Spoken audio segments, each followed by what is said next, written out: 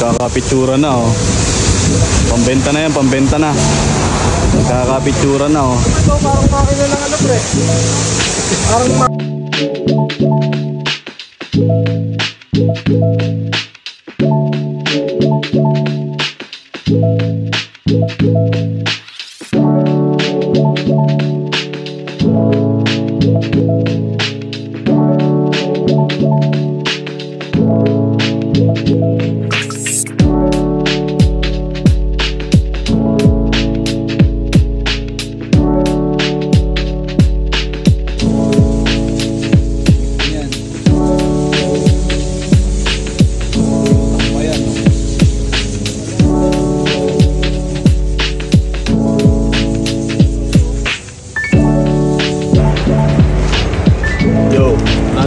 another day.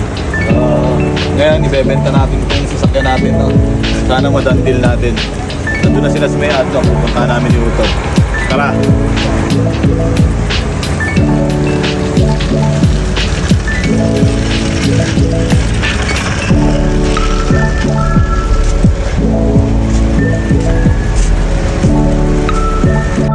So yun, nandito tayo ngayon sa sasakyan. Dadalhin natin sa Adnoc.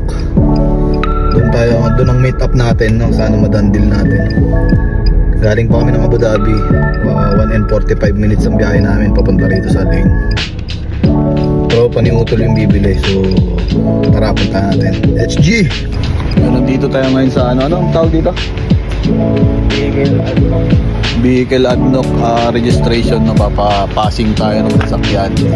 Haba ng pila eh, oh. Yun, ang haba ng pila, oh. Paparehistro lahat yan. 24 hours naman daw tayo, 24 hours. Yeah. Ayan, si Sir yung bibili ng sasakyan, oh. Boss Kenneth. Ayan, ang haba ng pila, oh. 3 lane na to, pero ang haba ng pila.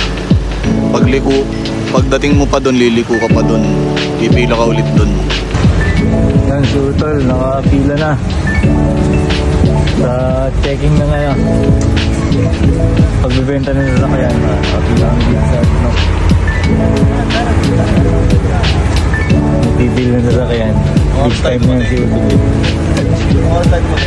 Papating tayo dito, no? Mag-alas 10.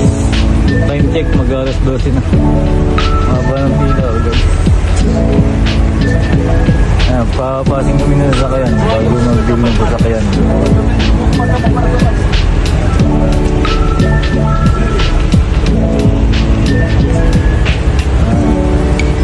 Goodbye na, Chevy. Goodbye, Chevy. Goodbye, Chevy na.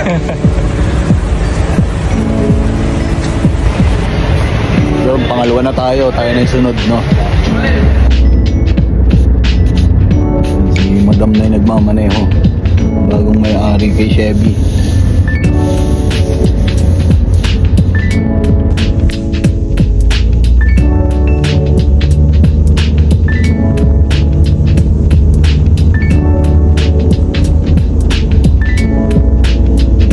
So, another day, another night na. Maga na pala.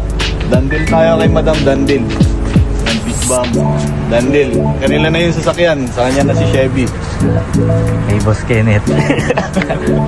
Kay Boss Kenneth yan eh. Salamat, salamat.